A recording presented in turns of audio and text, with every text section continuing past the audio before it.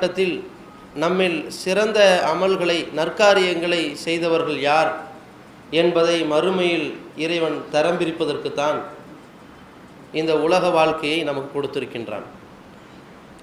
மறுமை நாளில் ஒவ்வொருவரும் எழுப்பப்படுகிற பொழுது இந்த உலகத்தில் இறைவனை சரியாக நம்பியவர்களாகவும் நற்காரியங்கள் பல புரிந்தவர்களாகவும் இறைவனை சந்தித்தால் மட்டும்தான் அவன் சுவன பூஞ்சோலைக்கு சொந்தக்காரனாக ஆக முடியும்.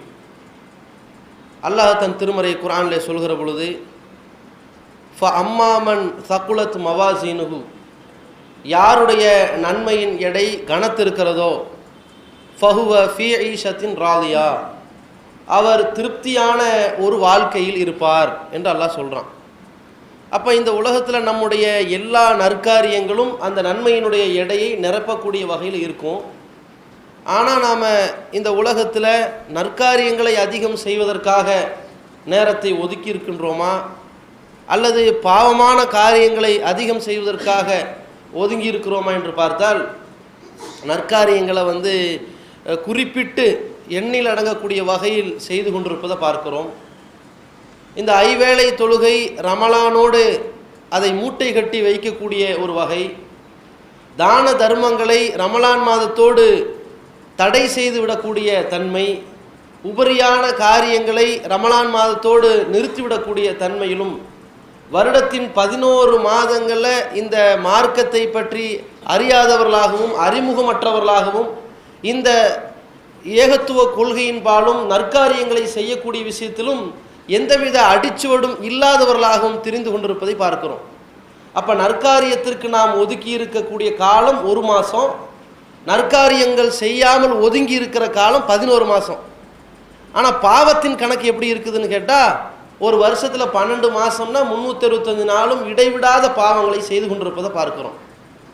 இறைவன் நமக்கு வழங்கி இருக்கின்ற ஒவ்வொரு உறுப்புகளும் அளப்பெரிய அருட்கொடைகளாக வழங்கி இருக்கின்ற உறுப்புகளை எல்லாம் பல பாவங்களுக்கு பயன்படுத்தக்கூடியதை பார்க்கிறோம்.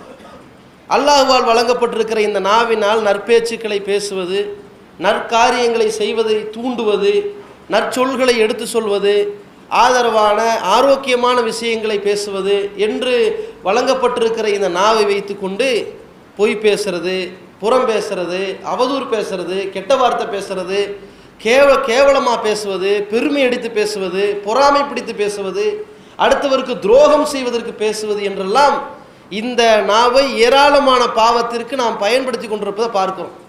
நாவே எப்படின்னா கண் எப்படி, காது எப்படி, எல்லா உறுப்புகளும் இப்படி போகுது. பாவங்கள் அதிகம் செய்வதற்கே நம்முடைய வாழ்க்கை ஒதுக்கப்பட்டு போணுச்சுன்னு சொன்னால் மறுமையில் நம்முடைய நன்மையின் எடை கனத்து போகாமல் போகிறது ஒரு நிலை. பாவத்தின் எடை கனத்து போச்சுன்னா நிலைமை என்ன ஆயிரும்? அம்மாமன் ஹஃபத் மவாசீனுஹு, யாருடைய நன்மையின் எடை கனம் குன்றி குறைஞ்சு போச்சோ, பாவத்தின் எடை ஜாஸ்தியாக போச்சுன்னா அப்படி ஆயிரும். அப்படி போச்சுன்னா உம்முஹு ஹாவியா, அவன் தங்கும் இடம் ஹாவியா தான். வமா அதுராக்க மாஹியா நாருன் ஹாமியா, ஹாவியானா என்ன? அது நரக படுகுழி என்று அல்லாஹ் சொல்கிறான். அந்த நரக படுகுழிக்கு நம்மை தள்ளு செல்லக்கூடிய இட்டு செல்லக்கூடிய ஒன்று இருக்குதுன்னு சொன்னால் அது இந்த பாவ சுமைகளாகத்தான் இருக்கிறது. இந்த பாவ சுமைகளை விட்டு நாம் விடுபட்டு ஒரு வாழ்க்கையை அடைந்தால் மட்டும்தான் மறுமையில் நம்ம சொர்க்கத்தை எட்டி பார்க்கக்கூடிய ஒரு வாய்ப்பு கிடைக்கும். வெறுமனே நம்ம நன்மை செய்கிறோமே, இந்த நன்மையை மட்டுமே கணக்கில் வைத்து கொண்டு சொர்க்கத்துக்கு போக முடியுமான்னு கேட்டால் முடியாது. நம்முடைய பாவங்கள் எல்லாம் கழுவப்பட வேண்டிய அளவிற்கு நம்ம ஏராளமான பாவம் செய்கிறோம். ஒரு நாளைக்கு ஆயிரக்கணக்கான பாவம் செய்கிறோம்னா வருஷத்துக்கு எத்தனை பாவங்கள், கோடான கோடி பாவங்களுக்கு அதிபதியாக நின்றுருக்கிறோம். அப்போ நம்ம அல்லாஹ்விடத்தில் கோபப்பார்வை பெற்றிருப்போமா, கருணை பார்வை பெற்றிருப்போமா? கோபப்பார்வை தான் பெற்றிருப்போம். அப்போ அல்லாஹ்வுடைய கருணையை நாம் பெற வேண்டும் என்று சொன்னால் நாம் நற்காரியங்கள் ஒரு பக்கம் செய்வோம், அதே நேரத்தில் இருக்கிற பாவ சுமைகளை விட்டு அப்பாற்பட்டவர்களாக மாற வேண்டும். அதற்கென்று ஒரு வழி, நாம் செய்த பாவங்களுக்கெல்லாம் இறைவன்கிட்ட மன்னிப்பு தேட வேண்டும். பாவ மன்னிப்பை பொறுத்த வரைக்குமே நம்ம பெரும்பான்மையானவர்கள் என்ன நினச்சிக்கிட்டு இருக்கிறோம்னா, இறைவன் ரொம்ப கொடுங்கோலானவன், கடுமையாக தண்டிக்கக்கூடியவன், ரொம்ப பெரிய கோபக்காரன், அவளை நம்ம மன்னிக்கவே மாட்டான், இந்த மூஞ்சியை வச்சுட்டு எப்படி போய் மன்னிப்பு கேட்கறது என்று நம்ம நினைக்கிறோம்.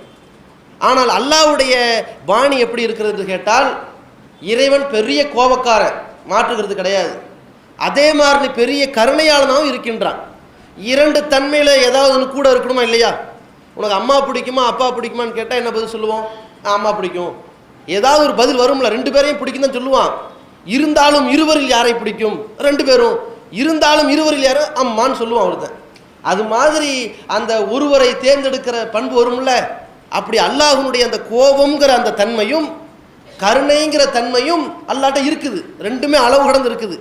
இதில் எது ஜாஸ்தி இருக்குன்னு கேட்டால் கருணை தான் ஜாஸ்தியாக இருக்கிறது. அப்போ இறைவனுடைய கருணைக்கு நம்ம ஆளாக வேண்டும் என்றால் பாவ மன்னிப்பு கேட்கணும். அல்லாஹ் ரப்புல் ஆலமீன் நாம் கேட்கக்கூடிய பாவ மன்னிப்பை எந்த அளவிற்கு நேசிக்கிறான் என்றால், நாம் பாவ மன்னிப்பு தேடுவதை பார்த்து எவ்வளவு சந்தோஷப்படுகிறான் என்றால், ரசூலுல்லாஹி ஸல்லல்லாஹு அலைஹி வஸல்லம் அவர்கள் ஒரு சம்பவத்தில் சொல்கிறாங்க. ஒருவர் பாலைவனத்தில் பயணம் செய்து கொண்டு செல்கிறார். அவர் தன்னுடைய பயணத்துக்கு தேவையான அந்த ஒட்டகத்தில் அந்த உணவுப் பொருள் குடிபானம் எல்லாத்தையும் எடுத்துகிட்டு போகிறாரு. போய்கிட்டு இருக்கும் பொழுது கடுமையான களைப்பின் காரணமாக அந்த ஒட்டகத்தை ஒரு ஓரத்தில் வைத்து விட்டு அவர் தூங்குறார். தூங்கி எழுந்திரிச்சு பார்க்குறார், ஒட்டகத்தை காணோம். ஒட்டகத்தை மட்டுமா காணோம், அதில் உணவுப் பொருட்கள் எல்லாம் காணாமல் போயிடுச்சு. நம்ம ஊர் மாதிரி இருந்தால் வண்டி காணாமல் போச்சுன்னா லிஃப்ட் ஏறி போயிடலாம். அது காடு. அந்த இடத்துல ஏதாவது விலங்கினங்களால் சாப்பிடப்படக்கூடிய நிலைக்கு ஆளாயிருவார், அல்லது வழிப்பறி கொள்ளையினால் கொள்ளை செய்யப்படுகிற நிலைக்கு தள்ளப்படுவார். அப்போ அந்த மாதிரி நேரத்தில் வந்து எந்திரிச்சு பார்க்குறார், ஒட்டகத்தை காணோம். ஐயோ ஒட்டகத்தை காணமே என்று வேதனைப்படுறார், கை சேதப்படுறார். அப்படி தடுமாறி கொண்டிருக்கக்கூடியவருக்கு மீண்டும் அந்த தூக்கம் தலைக்கேறின உடனே அப்படி படுத்துறாரு. அதுக்கப்புறம் எந்திரிச்சு பார்க்குறாரு, எந்த ஒட்டகம் காணாமல் போச்சோ அந்த ஒட்டகத்தோடு உணவுப் பொருட்களோடு குடிபானதோடு அப்படி வந்து நிற்கிது. நம்ம சில நேரத்தில் வண்டியை காணாமல் தவற விட்டுருப்போம். அதுக்கப்புறம் வண்டி கிடைக்கும். வண்டியில் பார்த்தீங்கன்னா பெட்ரோல் இருக்காது. பெட்ரோல் தானே போய் தொலையுது, வண்டி கிடைச்சதுன்னு நினைப்போம். வண்டியில் எது இல்லாட்டி பரவாயில்ல, வண்டி கைக்கு வந்துச்சே அது போதும் நினைப்போம். புக்கை காண, ஆர்சி புக்கான, இன்சூரன்ஸ் காண, பரவாயில்லைங்க வண்டி இருக்குதுன்னு நினைப்போம். அது மாதிரி ஒரு மனிதனுக்கு இழந்தது கிடைத்தால் எவ்வளோ சந்தோஷப்படுறான். ஆனால் அங்கே என்னென்னு கேட்டால் எல்லாம் அப்படியே இருக்குது. போனது அத்தனையுமே திரும்பி கிடைச்ச மாதிரி வந்த அவருக்கு ஆனந்தம் தாங்க முடியாமல் இறைவனை இப்போ புகழ்றாரு. அந்த உச்சகட்டமான மகிழ்ச்சியில் இறைவனை எப்படி புகழ்றாரு? அல்லாஹும் அன்த அப்தி வான ரப்புக்க, இறைவா நீதான் என் அடிமை, நான் உன் இறைவன்ட்டாரு. அவர் சொல்ல வந்தது வந்து, இறைவா என்னுடைய கோரிக்கையெல்லாம் ஏற்றுக்கிட்ட, நீ தான் உண்மையான இறைவன், நான் ஒரு அடிமை, அதை நான் கரெக்டாக ஏற்றுக்கிட்டேன்னு சொல்ல வந்தவர் கொஞ்சம் டங் ஸ்லிப் ஆயிடுச்சு. அல்லாஹ் அதை பெருசுப்படுத்த மாட்டான், அவன் உள்ளத்தை தான் பார்க்குறான். ஆனால் நபி ஸல்லல்லாஹு அலைஹி வஸல்லம் இந்த சம்பவத்தை சொல்லி இவர் எப்படி ஒரு மிகப்பெரிய ஆனந்தத்திற்கு சொந்தக்கார ஆனாரோ, எவ்வளோ பெரிய அளப்பெரிய மகிழ்ச்சிக்கு ஆளானாரோ, அது மாதிரி அல்லாஹ் சந்தோஷப்படுகிறான். எதில் சந்தோஷப்படுகிறான்? அதை விட சந்தோஷப்படுகிறான் ஒரு அடியான் அல்லாஹ்விடத்தில் பாவ மன்னிப்பு தேடும் போதுங்கிறாங்க ரசூலுல்லாஹி ஸல்லல்லாஹு அலைஹி வஸல்லம். அப்போ அல்லாஹ்விடத்தில் அடியார் பாவ மன்னிப்பு தேடுறாங்களே, இதை பார்த்து அல்லாஹ் ரொம்ப சந்தோஷப்படுறான். என்கிட்ட சரண்டரை கேட்குறான் பாரு என்று இறைவன் நேசிக்கிறான். ரசூலுல்லாஹி ஸல்லல்லாஹு அலைஹி வஸல்லம் சொல்லி கொடுத்தாங்களா ஒரு துவா, அல்லாஹும்ம இன்னக அஃபுவுன், இறைவா நீ மன்னிப்பவன், துஹிப்புல் அஃவ, இந்த மன்னிக்கிறத விரும்புகிறவன் சொல்லி கொடுத்தாங்கல்ல, அப்படி விரும்புகிறான் அல்லாஹ். அப்படி மகிழ்ச்சி அடையக்கூடிய ரப்புல் ஆலமீன்ட்ட நாம் பாவ மன்னிப்பு தேடுகிற பொழுது எந்த நிலையில் நம்ம பாவ மன்னிப்பு தேடணும்? இறைவன் நம்மளை மன்னிக்க தயாராக இருக்கிறான். அப்படி மன்னிப்பு கேட்பதில் மகிழ்ச்சி அடைகிறான். அந்த இறைவன்ட்டு நம்ம மன்னிப்பு கேட்கணும்னு கேட்கணும். அப்படி கேட்டோம்னு சொன்னால் நமக்கு ஏராளமான நன்மைகள் கிடைக்கும். அதில் ஒரு நன்மை, நாம் நரக படுகொலியிலிருந்து காப்பாற்றப்பட்டு விடுவோம். எந்த நரகத்திற்கு போய்விடக்கூடாது என்று அல்லாஹ்ட்ட இறைஞ்சு கொண்டிருக்கின்றோமோ, வேண்டி கொண்டிருக்கின்றோமோ, அதை குறித்து ரொம்ப எச்சரிக்கையோடு அல்லாஹ்ட்ட அதிகமாக கேட்குறோமோ, அந்த நரக படுகொலிக்கு போகாதவர்களாக அல்லாஹ் நம்முடைய முகத்தை திருப்பிடுவான். இரண்டாவது நன்மை, நாம் எந்த சொர்க்கத்திற்காக இந்த உலகத்தில் பல சோதனைகளுக்கு ஆளாக்கப்பட்டு நற்காரியங்களை ஓரளவு செய்து கொண்டிருக்கிறோமோ, அந்த சொர்க்கத்திற்கு நம்மை சொந்தக்காரர்களாக அல்லாஹ் ஆக்குவான். மூன்றாவது நன்மை, இந்த உலகத்தில் வாழ்கிறோம்ல, சில பேருடைய வாழ்க்கையை பார்த்தீங்கன்னு சொன்னால் கடுமையான சோதனைக்கு மேல் சோதனை, அடிமேல் அடி விழுந்தவர்களாக வாழ்ந்து கொண்டிருப்பார்கள். அது ஒன்று என்னென்னா, அவர் நல்லவராக இருப்பார், இறைவன் அவரை சோதிப்பதற்காக சில சோதனை கொடுத்துருப்பான், அந்த மாதிரி இருக்கும். சில வேளைகளில் நல்லவனாக இருக்க மாட்டான், ஏகப்பட்ட பாவம் பண்ணியிருப்பான், வாங்கின கடன்லாம் வட்டிக்கு வாங்கியிருப்பான், அவ்வளவு ஆடம்பர செலவு பண்ணியிருப்பான், பேசுனதெல்லாம் பொய், எல்லாத்துலேயுமே பாவத்திற்கு ஆளானவனாக இருப்பான். அவன் சந்திக்கிறதுலாம் அடிமேல் அடி விழுந்த மாதிரியே இருக்கும். என்ன காரணம்? இதெல்லாம் இறைவனுடைய கோப பார்வை இறங்கிக்கிட்டு இருக்குது. அந்த கோப பார்வையிலிருந்து இவன் மீண்டு கருணை பார்வை அடைய வேண்டும் என்றால் அதற்கும் இந்த பாவ மன்னிப்பு தேவை. எந்த அளவுக்குன்னா, ரசூலுல்லாஹி ஸல்லல்லாஹு அலைஹி வஸல்லம் அவர்களுக்கு முன்னால் சில நபிமார்கள் அனுப்பப்பட்ட அந்த சமுதாயத்தில் இதை ஒரு பிரச்சாரமாக செய்தார்கள்.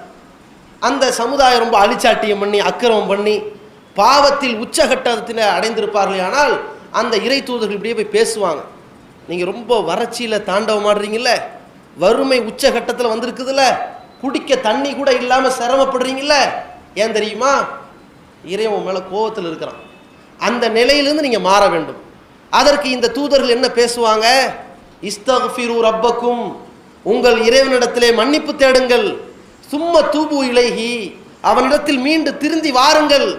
யுர்சிலி சமா அலைக்கும் மிதுராரா, உங்களுக்கு வானத்திலிருந்து தொடர் மலையை இறக்கி வைப்பான் என்று ஆது கூட்டத்தை பார்த்து ஹூத் அலை இஸ்லாம் அவர்களும் சமூது கூட்டத்தை பார்த்து சாலிஹ் அலை இஸ்லாம் அவர்களெல்லாம் சொல்லி இருக்கிறார்கள் என்றால், அப்ப இந்த பாவ மன்னிப்பு தேடுவதால் நமக்கு என்ன மாற்றம் ஏற்படும்? உலகத்தில் அல்லாஹ்வுடைய கோப பார்வையிலிருந்து நம்ம மாறி கருணை பார்வைக்கு சொந்தக்காரராகும். ஒரு சாதாரண தாயிட்டே இப்படி தானே இருக்குது. நம்ம வீட்டில் ஒரு பையன் இருக்கிறான், இந்த பையனுடைய அந்த ஆக்டிவிட்டீஸுக்கு ஏற்றவாறு தாயினுடைய சுபாவம் மாறும். பையன் திருடிட்டு வந்துட்டான், அவங்க அம்மா கேட்குறா, ஏன்டா திருடிட்டு வந்த? நான் இங்கே திருடினேன், வச்சாங்க எவனும் எடுக்கல, எடுத்துகிட்டு வந்துட்டேன் இப்படிங்கிறான். என்னடா எடுத்தறிஞ்சு பேசுகிற, போடா வெளியே அப்படிங்கிறான். போடாவா? போடானா வீட்டில் இடம் வேறு இடம் இல்லையோ, சொந்தக்கார வீட்டில் படுத்துவங்க போகிறேன் அப்படின்னு இன்னி கோபம் கூடும். உனக்கு பச்சை தண்ணி கொடுக்க மாட்டேன், போடா. பச்சை தண்ணி கொடுக்காட்டின்னு நான் வெளியே போய் நல்லா சாப்பிட்டுக்க போகிறேன், இனிமேல் என் மூஞ்சிலே முழிக்காது, பெரிய பொல்லாத மூஞ்சி அப்படின்னு போயிடுவான். இவன் ஒவ்வொரு வகையிலையும் பதிலடி கொடுக்கும் போதெல்லாம் தாய்க்கு நீ ஆத்திரம் வந்துக்கிட்டே இருக்கும். கடைசியில் என்ன சொல்லுவா? உன்னை பெற்றதுக்கு பெரிய பாறாங்கல்ல தூக்கி உன் தலையில் அடித்து கொலை பண்ண போகிறேன்பா. எதுக்கு? ஒரு பேனா திருட்டு வந்திருப்பான்ல, அதுக்கு ஏற்பட்ட கோபம் இவ்வளோ பதில் வந்து சேர்ந்துருக்கும். இதே இந்த தாயிட்ட வேற மாதிரி டீல் பண்ணியிருந்தான்னு வைங்க, ஏன்டா திருடுன? அமைதியாக நிற்கிறான், கொஞ்சம் நேரம் சொல்கிறா, இனிமேல் திருட இருப்பேன்னு சொல்லு. இல்லை மன்னிச்சிருங்க, சேருவார் சரியில்லாமல் நான் கெட்டுட்டேன், நான் வந்து யாரோட பொருள் இல்லை, யாரும் அனாமத்தாக இருந்துன்னு எடுத்துகிட்டு வந்துட்டேன், இது ஒரு பெரிய பாவம் தான், எனக்கு ஒரு வாய்ப்பு கொடுங்க, இனிமேல் நான் கரெக்டாக இருப்பேன். சரி சரி இருக்கட்டும், சாப்பிட்டியா இப்படின்னு கேட்பா இந்த அம்மா. சாப்பிடல, அடப்படை மடப்பையில் பாடுறா, மதியானம் வந்தது, இது பிரச்சனையாக ஆகிப்போச்சு, 4 மணி ஆகிப்போச்சு, வா சாப்பிடணுன்ட்டு பெத்த தாய் அந்த குழந்தைக்கு சோறு ஊட்டுவா. என்ன காரணம்னா இந்த பையனுடைய அந்த ரியாக்ஷன் மாறிடுச்சுல, இப்போ இனிமேல் கரெக்டாக புத்திமதி சொல்லி அன்பு காட்டுவா. ஒரு தாயிட்ட இருக்கிற அன்பு இருக்குதே, ஒரு இரக்க குணம் இருக்குதே, இது அல்லாஹு ரப்புல் ஆலமீனிடம் இருக்கிற 100 பங்கு இரக்க குணத்தில் ஒரு பங்கு. அது இந்த உலகத்தில் இருக்கிற கோடான கோடி தாய்மார்கள் தங்கள் குழந்தைகள் மீது காட்டுகிற அந்த இரக்க குணமும் பாசமும் அல்லாஹ்வுடைய 100 பங்கு இரக்க குணத்தில் ஒரு பங்கு தான் இது. அப்போ 99 பங்கு இரக்க குணம் கொண்ட இறைவன் எப்படி இருப்பான் நம்ம மேலே? அப்போ நம்ம பாவ மன்னிப்பு தேடும்போது இறைவன் நம் மீது கருணை பார்வை காட்டுவான். உலகத்தில் பல கஷ்ட நஷ்டங்கள் அடிபட்டு கிடப்பமே, அதில் மீண்டு எந்திரிக்கிற ஒரு வாய்ப்பு கொடுப்பான். இது ஒரு விஷயம். அடுத்து என்னன்னு கேட்டால், பாவ மன்னிப்பு இறைவனிடமிருந்து பெறுவதற்கு இஸ்லாம் சில வழிமுறைகளை நமக்கு சொல்லி கொடுத்துருக்கிறது. என்ன வழிமுறை? முதல்ல பாவ மன்னிப்பு தேடுறதா இருந்தால் நமது குற்ற குறைகளை எல்லாம் உணர்ந்து வருந்தி ஒத்துக்கொண்டு அல்லாட்ட பாவ மன்னிப்பு தேடணும். நம்ம முதல்ல நம்முடைய குற்றங்களை ஒத்துக்கொள்கிற சுபாவத்தை நம்ம இருக்கணும். நம்மள்ட்ட இந்த சுபாவம் ஏதாவது இருக்குதா? ப்ராக்டிக்கலாக நம்மள்ட்ட ஏதாவது தன்மை வருதா? எந்த குற்றத்தையுமே சமாளிக்கிற தன்மை இருக்கே தவிர ஒத்துக்கிற மனப்பான்மை வராது. எந்த அளவு 2 பேருக்குள்ள பிரச்சனை ஆயிரும். சமாதானப்படுத்துகிறாங்க, சரி சரி விடு, மன்னிப்பு கேளு, இங்கே நிற்பான் இவன், என்னை மன்னிச்சிருங்க, அவன் இங்கே நிற்கிறான், இங்கேயா மன்னிச்சிருங்க, இப்படியா மன்னிப்பு கேட்குறது? இப்படி சில பேர் மன்னிப்பு கேட்பாங்க. சில பேர் எப்படி மன்னிப்பு கேட்பாங்கன்னா, நீ ஏகப்பட்ட துரோகம் பண்ணியிருக்கிற, அவர் இறங்கி வந்திருக்காரு, மன்னிப்பு கேளு அவர்கிட்ட. இங்கே பாருங்க, நான் துரோகமெல்லாம் பண்ணல, உங்களுக்கு நல்லது தான் பண்ணேன், நான் அடித்தது நியாயம்தான், ஏன் பார்வை இது கரெக்டு தான், உங்களுக்கு தப்பாக தெரிஞ்சு என்னை மன்னிச்சிருங்க, இப்படி மன்னிப்பு கேட்பாங்க. இதான் மன்னிப்பு கேட்குற லட்சணம். அவன் இன்னும் ஆத்திரப்படுவான், மன்னிக்க மாட்டேன் போடான்ருவான். அவன் கேட்கும்போது இந்த மாதிரி ஆத்திரப்பட்டேன், இப்படி செய்யக்கூடாது தான், கை நின்றுச்சு, மன்னிச்சிருங்க. இது எப்படி இருக்குது? ஒரு நியாயம் கற்பிப்பார். ஏன் பார்வையும் போது கரெக்டு தான், உங்கள் பார்வையில் தப்பாக தெரியுதா, மன்னிச்சுக்கிடுங்க இப்படிம்பா. இவன் இந்த லட்சணத்தில் மன்னிப்பு கேட்கக்கூடாது. இறைவன்கிட்ட மன்னிப்பு கேட்கும்போது நம்முடைய குற்றக்குறைகளெல்லாம் உணர்ந்து, அநியாயம் பண்ணிட்டேன், அக்கிரமம் பண்ணிட்டேன், இப்படி கேட்கணும். எப்படி கேட்பாங்க? ரசூலுல்லாஹி ஸல்லல்லாஹு அலைஹி வஸல்லம் முன்பின் பாவங்கள் எல்லாம் மன்னிக்கப்பட்ட இறை தூதர் கேட்குறாங்க, அல்லாஹு மகுஃபிர்லி மா கத்தம்து, இறைவா நான் முந்தி சென்ற பாவங்கள்லாம் இருக்குதே, அந்த பாவத்தையும் நீ மன்னிச்சிரு. ஒமா அஹர்து, சமீபத்தில் செஞ்சிருக்கிறனே அந்த பாவத்தையும் மன்னிச்சிரு. ஒமா அஸ்ரர்து, ரகசியமாக சில பாவம் பண்ணியிருப்பேன், அதையும் மன்னிச்சிரு. ஒமா ஆலன்து, வெளிப்படையான 4 பேருக்கு தெரிகிற மாதிரி சில பாவம் பண்ணியிருப்பேன், அதையும் மன்னிச்சிரு. வமா அன்த ஆலமு பிஹி மின்னி, எனக்கே தெரியாத சில பாவத்தை நானே பண்ணியிருப்பேன், அது உனக்கு தான் தெரியும், அதையும் சேர்த்து மன்னிச்சிரு. எப்படி கேட்குறாங்க?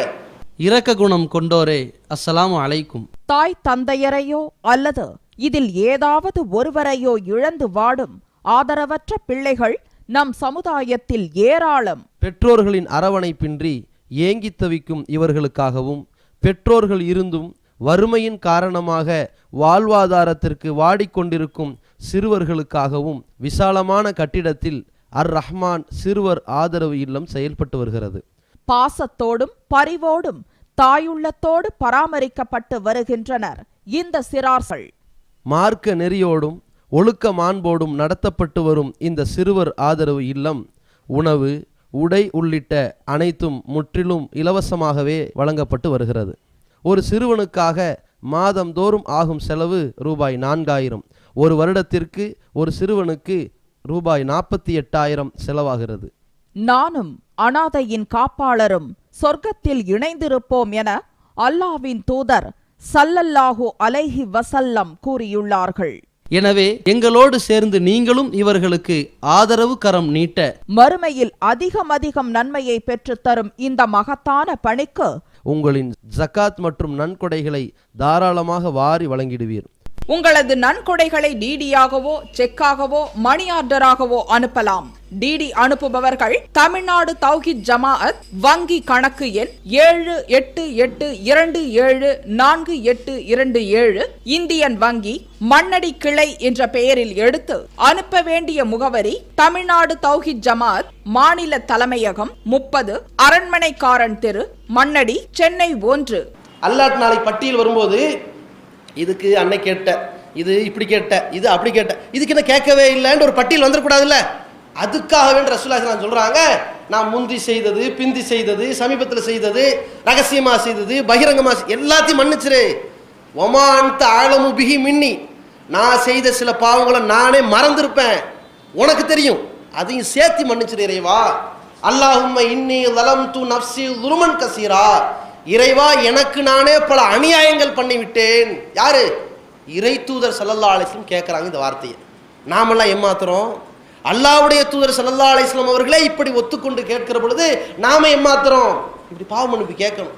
ரெண்டாவது என்னன்னு கேட்டா, பாவ மன்னிப்பு கேட்கிற பொழுது கூட ஏதோ ஆண்டுக்கு ஒரு முறை, வாழ்நாளில் ஒரு முறை பாவ மன்னிப்பு அல்ல, நாம செய்யறது கோடான கோடி பாவங்கள்.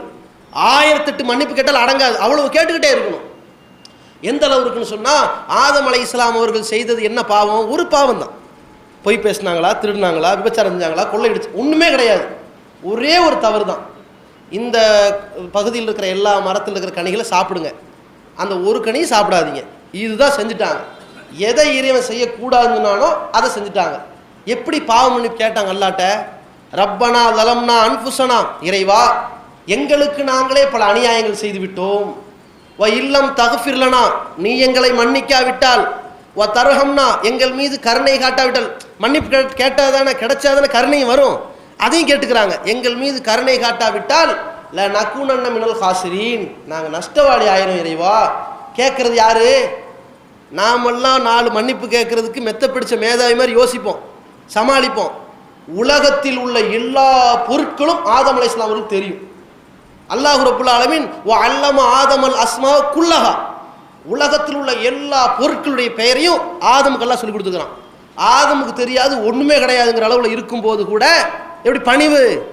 இறைவா எனக்கு நானே அநியாயம் பண்ணிட்டோம், நீ எங்களை மன்னிக்காவிட்டால், எங்கள் மீது இரக்கம் காட்டாவிட்டால் நாங்கள் நஷ்டவாளி ஆகிவிடுவோம்னு கேட்டார்களே, அது மாதிரியான தன்மையில் அல்லாட்ட கேட்கணும். அதிகமாக நம்ம கேட்கணும். அப்படி கேட்பதோடு நிறுத்தி கொள்ளாமல் இறைவனிடம் பாவ மன்னிப்பு பெறுவதற்கான ஒரு வழிமுறை, இறைவன்கிட்ட வருந்தி உணர்ந்து அதிகமான பாவ மன்னிப்பு கேட்பது என்பது ஒன்று. ரெண்டாவது வழிமுறை என்னன்னா, இந்த பாவ மன்னிப்பு கேட்போதே இன்னொரு மனநிலை வரணும். நான் இனிமேல் இந்த பாவத்தை மீண்டும் செய்ய மாட்டேன். அடுத்து நம்ம செய்யறதுக்கு கூட ஒரு குற்ற உணர்வு தடுக்கும் பாருங்க. அடுத்து நம்ம செய்யதான் செய்வோம், அது இயல்பா போயிருச்சு. ஆனாலும் ஒரு முன்னாடி பாவத்தை செஞ்சதை விட அடுத்து செய்யும் போது ஒரு குற்ற உணர்வு வரும். முன்னாடி இருந்த வேகத்தில் இந்த வேகத்தில் செய்ய மாட்டோம். அந்த குற்ற உணர்வை ஏற்படுத்துவதே இந்த கோரிக்கை தான். எப்படி? நம்ம பாவ மன்னிப்பு தேடும் போது அல்லாஹ் சொல்கிறான், வல்லதீன இதா ஃபஅலு ஃபாஹிஷத்தன், அவர்கள் ஒரு மானக்கேடான செயல்களையோ அவர் தலமும் அன்புசகும் தங்களுக்கு தாங்களே ஒரு அநியாயம் செய்து கொள்வார்களே, ஆனால் ஜக்கருல்லா அல்லாஹுவை நினைத்து வஸ்தகுஃபருல் துனூபிஹிம் தங்கள் பாவங்களுக்காக மன்னிப்பு தேடி விடுவார்கள். வமை யக்ஃபிரு துனூப இல்லல்லாஹ் அல்லாஹ்வை தவிர பாவங்களை மன்னிக்கிறவன் யார் இருக்க முடியும் அப்படின்னு அல்லாஹ் கேட்டுவிட்டு வலம் யுசிரு அலாமா ஃபாலு வஹும் யஅலமூன் மீண்டும் தான் செய்த பாவங்களை நோக்கி திரும்ப மாட்டார்கள். இதை ஒரு கண்டிஷன் அல்லாஹ் சொல்றான். அந்த தன்மை நம்மள்ட்ட இருக்கணும். இனிமேல் இந்த பாவத்தை நான் செய்ய மாட்டேன், முடிஞ்ச வரைக்கும் அதுல முனைப்போடு இருக்கிற வகையில பாவ மன்னிப்பு கேட்க வேண்டும். அடுத்து என்ன, இறைவனுடைய பாவ மன்னிப்பை நாம் பெறுவதற்கு என்ன வழிமுறைனா, நிறைய அமல்கள் செய்யணும். ஒவ்வொரு அமல்கள் மூலமா அல்லாஹ் என்ன பார்க்கறான், ஏன் திருப்தியை நாடிதான் இதெல்லாம் செய்யற, உன் பாவத்தை மன்னிக்கிறோம் போ, அப்படி அல்லாஹ் மன்னிப்பான். நம்ம ஒழு செய்யறது முதற்கொண்டு மன்னிப்பு இருக்கும். அல்லாஹ்வுடைய தூதர் ஸல்லல்லாஹு அலைஹி சொல்றாங்க, இந்த ஒழு செய்யறாங்களே, இந்த ஒழு செய்கிற பொழுது இந்த கை விரல் வழியாக கால் விரல் வழியாக செல்கிற அந்த நீர் மூலமாக அழுக்குகள் மூலமாக சிறிய சிறிய பாவங்கள் மன்னிக்கப்படுதுன்னாங்க. அதே மாதிரி நாம் அல்லாஹ் அக்பர்னு தொழுகைக்கு போய் நிற்கிறோமே, பள்ளிவாசல்ல அந்த இக்காமத்து சொல்லப்படுவதற்கு முன்னால் 2 ரக்காத் சுன்னத் தொழுதுட்டு அப்படி உட்கார்ந்துருப்போமே கொஞ்ச நேரம், மலக்குமார்கள் வந்து உட்கார்ந்துக்கிட்டு இறைவா இந்த தொழுகை எதிர்பார்த்து உட்கார்ந்துட்டு இருக்காரு, இவருடைய பாவங்களை மன்னிச்சிரு கேட்க ஆரம்பிச்சிருவாங்க. நம்ம பள்ளியை நோக்கி நடந்து வரமே, ஒரு 8 எடுத்து வச்சோம்னா ஒரு நன்மை கிடைக்கும், அடுத்த 8 எடுத்து வச்சோம்னா பாவம் மன்னிக்கப்படும். அல்லாஹ் என்ன பார்க்குறான், உன் உடலை முயற்சி எடுத்து என் பார்வைக்காக வேண்டி வரையில, என் திருப்தியை நோக்கி வரையில, அதுக்காண்டி உன் பாவத்தை மன்னிக்கிறேன். அப்படி அல்லாஹ் ரப்பல் அறியாப்புறத்துக்கு மன்னிக்கிறான். அதே மாதிரி நாம தொழுகையில இமாம் வலது ஆலின்னு சொல்லும்போது நம்மளும் ஆமீன்னு சொல்லுவோமே, இதன் மூலமாக அல்லாஹ்வுடைய தூதர் ஸல்லல்லாஹு அலைஹி சொல்றாங்க, இமாம் சப்தமிட்டு ஓதும் தொழுகையில அவர் ஆமீன் சொல்கிற பொழுது, மாமூன்களும் ஆமீன் சொல்கிற பொழுது மலக்குமார்களும் ஆமீன் சொல்வார்கள். இந்த மலக்குமார்கள் சொல்கிற ஆமீனும் இவங்க சொல்ற ஆமீனும் ஒரு நேரத்தில் ஒத்து போய்விட்டால் குஃபிர லஹு மா தகத்தம் மின் தன்பிஹி அவன் முன் சென்ற பாவங்கள்லாம் மன்னிக்கப்பட்டுரும். அந்த ஒரு வாய்ப்பு நமக்கு கிடைக்கும். அதே மாதிரி நம்ம தொழுகையில் அல்லாஹ் அக்பர்னு கை கட்டிட்டு என்ன கேட்குறோம், முதல் எடுத்த உடனேயே அல்லாஹும்ம பாயித் பைனி வ பைன ஹத்தாயாய, இறைவா எனக்கும் என் பாவத்துக்கு மத்தியில ஒரு தூரத்தை ஏற்படுத்துன்னு கேட்குறோம். கமா பாஅத்த பைனல் மஷ்ரிக் வல் மக்ரிப், எந்த கிழக்கு மேற்கு இடையில எவ்வளோ பெரிய தூரம் இருக்குது, கிழக்கை நோக்கி போனால் கிழக்கு வராது, மேற்கை நோக்கி போனால் மேற்கும் வராது, அப்படி தூரம் இருக்குது. அது மாதிரி எனக்கும் என் பாவத்துக்கு மத்தியில் இடைவெளி ஏற்படுத்துன்னு கேட்குறமே, அப்படிப்பட்ட மன்னிப்பு கிடைக்குமே. தொழுகையின் மூலமாக பாவங்கள் மன்னிக்கப்படும். ஒவ்வொரு ஜும்மாவில் கலந்து கொள்வதன் மூலமாக அந்த ஒரு வார ஜும்மா இடைப்பட்ட சிறிய பாவங்கள் மன்னிக்கப்படும். ரமலான்ல இரவில் நின்று வணங்கினால் பாவங்கள் மன்னிக்கப்படும். நோன்பு வைத்தால் பாவங்கள் மன்னிக்கப்படும். உபரியான நோன்பு வைக்கிற பொழுதெல்லாம் 70 ஆண்டுகள் நரகத்திலிருந்து அல்லாஹ் தூரமாக்கி வைக்கிறான். இது போன்று அமல்கள் செய்வதன் மூலமாக அல்லாஹ்வுடைய பாவ மன்னிப்பை நாம பெற முடியும். அதையும் நம்ம செய்ய முயற்சிக்கணும். மூணாவது என்னன்னு கேட்டா, நம்ம பாவத்தை இறைவன் மன்னிக்க வேண்டும் நம்ம ஆசைப்பட்டோம்னா, நமக்கு அடுத்தவன் செஞ்ச துரோகம் இருக்கும்ல, அதை நம்ம மன்னிக்க கற்றுக்கணும். அதை மன்னித்தால் அல்லாஹ் நம்ம பாவத்தை மன்னிச்சிருவான். எப்படி, நம்மள்ட்ட சில சுபாவமே இருக்கும். நமக்கு ஒருத்தன் துரோகம் பண்ணியிருப்பான், 100 ரூபா கடன் வாங்கி தந்திருக்க மாட்டான், திருப்பி விடுவோமா, நம்ம விரட்டி விரட்டி அடிப்போம். சில தாய்மார்கிட்ட அந்த பண்பு இருக்கும். இந்த ஃபாத்திமாட்ட ஒரு 500 ரூபா கொடுத்தோம், திரும்பி வரவே ஏமாந்தீங்களா போச்சா தெரியும், இன்னொருத்தர் எடுத்து கொடுப்பா, ஏன்ட்ட முடியுமா, 100 ரூபா கடன் கொடுத்தேன் விட்டனா தர முடியாதுன்னு சொன்னா 10 ரூபாயா 10 நாள் போய் வாங்கிட்டு வந்துட்டோம்ல, பயங்கர உஷார் நம்ம மக்கள்.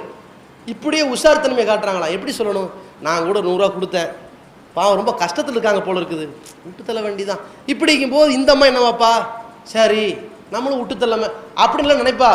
இவங்க என்ன பண்றது, அவ பெரிய துரோகி, ஊரெல்லாம் அம்பலப்படுத்த போறேன், விடமாட்டேன், இனிமேல் மூஞ்சிலே முழிக்க மாட்டேன், இனிமேல் வந்து அவ கூட பேச மாட்டேன், இனிமேல் அவளுக்கு எந்த உதவியும் செய்ய மாட்டேன், அவள் பாவத்தை மன்னிக்கவே மாட்டேன், எதுக்கு 100 ரூபா கடன் வாங்கிட்டு போன பாவம் அது.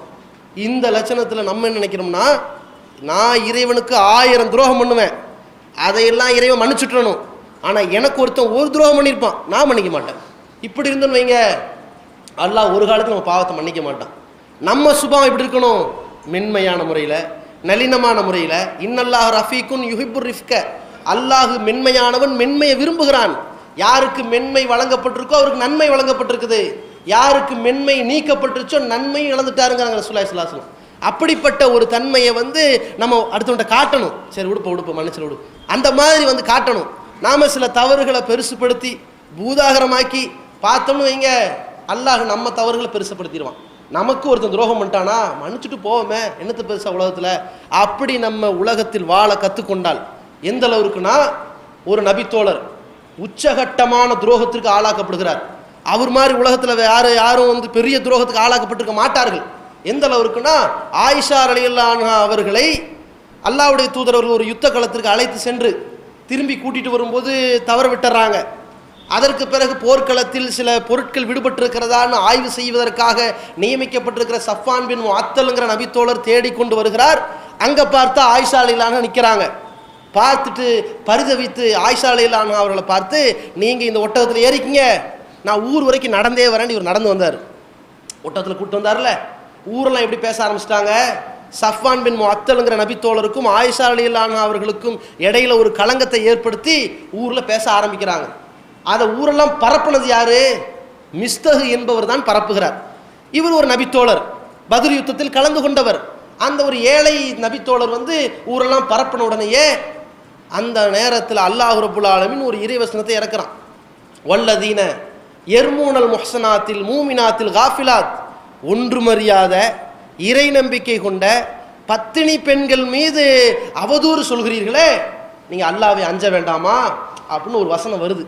அந்த வசனம் வந்த உடனே அபூபக்கர் சித்திக் ரலியல்லாஹு அன்ஹு அவர்கள் ஒரு சத்தியம் பண்றாங்க. அல்லாஹ் மீது சத்தியமாக இன்று முதல் இந்த மிஸ்தகுக்கு நான் சோறு போட மாட்டேன் அப்படிங்கிறாரு. என்ன காரணம்னு கேட்டா, இந்த மிஸ்தகு என்பவர் தான் இத்தனை ஆண்டுகள் அபூபக்கர் அவர்களுடைய வீட்டிலேயே சாப்பிட்டு வளர்ந்தவர். உண்ட வீட்டுக்கு ரெண்டகம் செய்யும் விதமாக ஆயிஷா ரலியல்லாஹு அன்ஹா அவர்களை பற்றி களங்கப்படுத்தும் வகையில் ஊரெல்லாம் அவதூறு பரப்பியவர். அப்போ அபூபக்கர் சித்திக் ரலியல்லாஹு அன்ஹு வந்த ஆத்திரம் என்னன்னா, ஏன் விட்டு சோத்தை தின்னுட்டு அட இருக்கிற குறைய பரப்பினாலும் பரவாயில்லையே, இல்லாது பொல்லாது எல்லாம் பரப்பிட்டியே, இனிமேல் உனக்கு நயா பைசா செலவு பண்ண மாட்டேன்னு சொல்லி சத்தியம் செய்கிறார். அல்லாஹ் அதை கண்டித்து ஒரு வசனத்தை இறக்குறான். எப்படி அவருடைய எந்த மாதிரி தன்மையில் இருந்திருக்கிறாரு, அந்த தன்மையில கூட அல்லாஹ் எப்படி வசனத்தை இறக்குறான். வலா எழுத்தலி உதுல் ஃபதுல் மின்கும், உங்களில் வசதி உள்ளவர்கள் இது மாதிரி ஏழை எளிய மக்களுக்கு உதவி செய்ய மாட்டேன் என்று சத்தியம் பண்ணாதீர்கள். அலா துஹிபூனா யக்ஃபிரல்லாஹு லக்கும், உங்களது பாவங்களை அல்லாஹ் மன்னிக்க வேண்டும் என்று நீங்கள் விரும்புகிறீரா இல்லையா?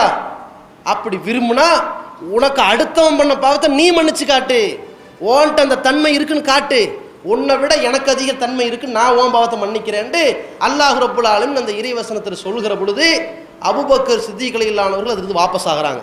சரி, இனிமேல் நான் அவருக்கு உதவி செய்வேன். உலகத்தில் எப்படிங்க நினைப்பாங்க? யாராவது அதை பார்த்தா என்ன நினைப்பாங்க? சாதாரணமாக சொல்கிறோம், நாங்கள் அந்த கடைக்கு போனேன், அப்துல் காதரையும் அப்துல்லாவையும் நான் பார்த்துட்டேன், ரெண்டு பேரையுமே பார்த்தேன், நிஜமாவா அவங்க ரெண்டு பேருக்கு ஆகாத வெட்டிக்கிட்டு சாவாங்களே, ஃபோன் பண்ணுவோம் அப்துல்லா, டே சேர்ந்துட்டியாடா உனக்கு வெக்கம் இல்லை அப்படின்னு கிளப்பி விட்ருவாங்க பிரச்சனையை. இதே அபூபக்கர் ரலியல்லாஹு அன்ஹுவை பார்த்து ஒருத்தர் எப்படி கேட்பான், கொஞ்சமாவது அறிவு இருக்கா, ஊர் உலகமெல்லாம் பரப்பி விட்ருக்காங்க உன் மகளை பற்றி, அவனுக்கு போய் மீண்டும் சோத்த போடுறியோ, புத்தி இல்லை, ரோசம் இல்லை, ஒரு உணர்வு நினைப்பு கேட்பானா இல்லையா? இது உலகத்தை நினைத்து வாழ்றவன் கேட்பான். ஆனால் மறுமையில் இறைவனுடைய மன்னிப்பை எதிர்பார்த்து வாழ்றவன் கேட்கக்கூடாது, எதிர்பார்க்கவும் கூடாது. நம்ம என்ன பண்ணணும், விடுகழுத அப்படின்னு விட்டுட்டு போனோன்னு வைங்க, அல்லாஹ் என்ன பார்க்குறான், அது ஒரு சேலஞ்சாக எடுத்துக்கிறான். உன்கிட்ட இருக்கிற இறக்கு குணத்தால் நீயே ஒருத்தன் பாவத்தை மன்னிச்சா உன்னை விட 99 மடங்கு ஏன்ட்டு இருக்குது, நான் மன்னிச்சுக்கிறேன் பாரு, போ சொர்க்கத்துக்குமா அல்லாஹ் நம்மளை. அந்த பாக்கியத்தை நாம் பெற வேண்டும் என்றால் நாம் அடுத்தவர்கள் நமக்கு செய்த துரோகத்தை மன்னிக்க பழகிக்கொள்ள வேண்டும். அடுத்து இறைவனுடைய பாவ மன்னிப்பை பெறக்கூடிய இன்னொரு வழிமுறை, நமக்கு சில சோதனைகள் வரும்ல, சில கஷ்ட நஷ்டங்கள் வரும்ல, சில நோய் நொடிக்கு ஆளாக்கப்படுவோம்ல, அப்பொழுது சகித்து கொள்ள வேண்டும். அல்லாஹ்வுடைய அந்த நாட்டத்தை எதிர்த்து பேசிவிடாமல், இறைவன் மீது நம்பிக்கை இழந்து விடாமல் பொறுத்து கொள்வோமையானால், நோய் நொடி வருது, காய்ச்சல், டாக்டர்கிட்ட போகிறோம், மருத்துவம் பார்க்குறோம், ஒரு வாரம் கஷ்டப்படுறோம், வேலை வெட்டிலாம் கெடுது, வீட்டில் ரொம்ப சிரமப்படுறோம், உடனெலாம் வலிக்குது, பொறுத்துக்கிறோமே, சகிச்சுக்கிறோமே, என்னடா நீ எல்லாம் ஒரு இறைவனாண்டு நம்பிக்கை இழக்காமல் இருக்கிறோமே, இதற்காக அல்லாஹ் என்ன செய்யறான், உன் பாவத்தை நான் மன்னிக்கிறேன்ட்டு அந்த மன்னிப்பை கொடுக்குறான். இதன் மூலமாக உலகத்திலேயே நம்ம பாவங்கள் கழுவப்படுகிற ஒரு பாக்கியத்தை அல்லாஹ் கொடுக்குறான். நாம் செய்திருக்கிற கோடான கோடி பாவத்திற்கு இவ்வளவு வழிமுறையில் கழிச்சாதான் மறுமையில் காப்பாற்றப்படுவோம். அதையும் கவனத்தில் வைத்துக்கொண்டு இப்படி சகித்துக் கொள்கிறோம் என்றால், ஒரு முள்ளு குத்தினாலும் கூட நம்ம பொறுத்துக்குவோம், சாதாரண பொறுத்துக்குவோம்ல, கொஞ்சம் கவனமாக வாங்க அப்படின்னு சொல்கிறதுக்குள்ள டமால்னு மண்டை முட்டிடும், அடுடா கொஞ்சம் குனிஞ்சு வந்துடக்கூடாது அப்படிம்போம். அதற்காக என்ன செய்வோம், நாசமாக போன செவுருனா பேசிகிட்டு இருப்போம், தேய்ச்சிக்கிட்டு போய்கிட்டே இருப்போம். இது எல்லாம் எப்படி பார்க்குறான், பொறுத்துக்கிட்டானே, இதனால் கொஞ்சம் பாவத்தை மன்னிச்சுட்ருவோம், இப்படி எல்லாம் மன்னிப்பான். அது மாதிரி நம்ம பாவங்கள் மன்னிக்கப்பட வேண்டும் என்றால் சில சோதனைகளை பொறுத்து கொள்ள வேண்டும், சபிச்சிடக்கூடாது, வயிறிஞ்சு பேசிடக்கூடாது. இது ஒரு தன்மை. இன்னொரு தன்மை என்னன்னா, நம்முடைய பாவங்களை இறைவன் மன்னிக்க வேண்டும் என்று விரும்பினா நாம் இரக்க குணத்தோடு வாழணும். இரக்க குணத்தோடு வாழ்வதென்றால் அள்ளி வழங்கணும். தான தர்மங்கள் செய்வதன் மூலமாகவும் அல்லாஹ்வுடைய மன்னிப்பை பெற முடியும். இது ஒரு வழிமுறை. அதை இரண்டாவது அமர்வில் தெரிந்து கொள்வோம். கண்ணியத்திற்குரிய சகோதரர்களே, நாம் செய்யக்கூடிய ஏராளமான பாவங்களுக்கு அல்லாஹ்விடமிருந்து மன்னிப்பை பெறுவதற்கான சில வழிமுறைகளை அல்லாஹும் அவன் தூதரும் நமக்கு காட்டி தந்திருக்கிறார்கள். அந்த வழிமுறைகளில் ஒன்று, நாம் தான தர்மங்களை அள்ளி வழங்குகிற பொழுது அந்த தர்மங்கள் நம்முடைய பாவங்களுக்கு பரிகாரங்களாக ஆக்கப்பட்டு இறைவன் அதை மன்னிக்கின்றான். எந்த அளவிற்கு இறைவன் இந்த அடியானுடைய அந்த தயாள குணத்தை பார்க்குறான்னு சொன்னால், அவன் போடக்கூடிய நாணயமோ 10 ரூபாயோ 100 ரூபாயோ 1000 ரூபாயோ அந்த தொகை அல்லாஹ் பார்க்கறது இல்லை. அல்லாஹ் எதை பார்க்குறான்னு சொன்னால், அவன் சூழ்நிலையை பார்க்குறான். இவனுடைய சூழ்நிலைக்கு, இவனுடைய வசதிக்கு, அந்த நேரத்திற்கு எவ்வளோ அவனால் செய்ய முடியுது. அப்பொழுது அவன்கிட்ட கஞ்சத்தனை இல்லாமல் ஒரு வள்ளல் தன்மையோட, ஒரு தயாள குணத்தோட, அடுத்தவருக்கு உதவணுங்கிற ஒரு இரக்க குணத்தோடு அவன் செய்வானேயானால் இதை பார்த்து அல்லாஹ் பாவத்தை மன்னிக்கிறான். அப்போ அல்லாஹ்வுடைய மன்னிப்பை நாம் பெற வேண்டும் என்று சொன்னால் இவ்வளவு வழிமுறைகளையும் இந்த உலகத்தில் கையாண்டு நம்முடைய வாழ்க்கையை நடத்தி கொண்டால் இறைவனுடைய திருப்திக்கும், இறைவனுடைய மன்னிப்புக்கும், இறைவனுடைய கருணை பார்வைக்கும் ஆளாக்கப்பட்டு இந்த உலகத்தில் நிம்மதியான ஒரு சிறந்த வாழ்க்கைக்கு நாமெல்லாம் தேர்வு செய்யப்பட்டதோடு மறுமையிலும் தகுதியான அந்த சுவன பூஞ்சோலைக்கு தேர்வு செய்யப்படலாம். அப்படிப்பட்ட பாக்கியத்தை வல்ல ரஹ்மான் நம் அனைவருக்கும் தந்தருவானாக. வாஹிர் தவானா அல்ஹம்துலில்லாஹி ரப்பில் ஆலமீன்.